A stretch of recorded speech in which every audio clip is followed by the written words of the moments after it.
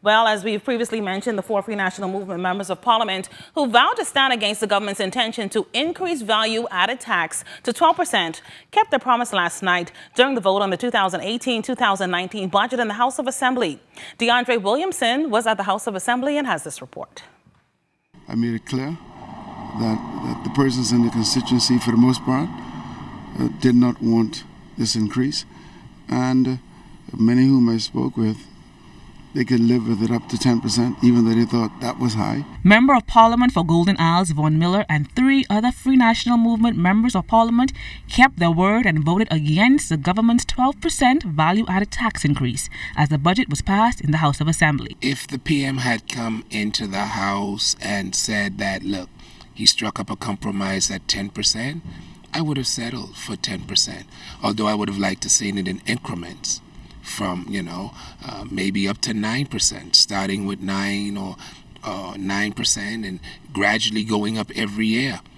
And if he had done that, I would have been more than happy to accommodate. But 12 is just too high. This was a very, it was a tough vote for us.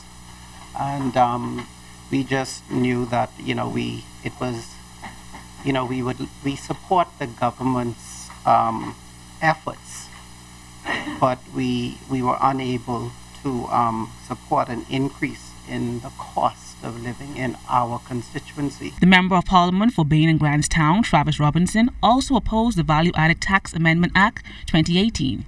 He, along with Opposition Leader Philip Davis and 2 other opposition members, voted no to the bill because they believe it will be a burden to middle-class Bahamians and small businesses. I fear that this VAT increase of 60% will send us into a deep recession. I pointed out to the government, hoping that they would listen, if not to me, to people, that there's no need for tax increases.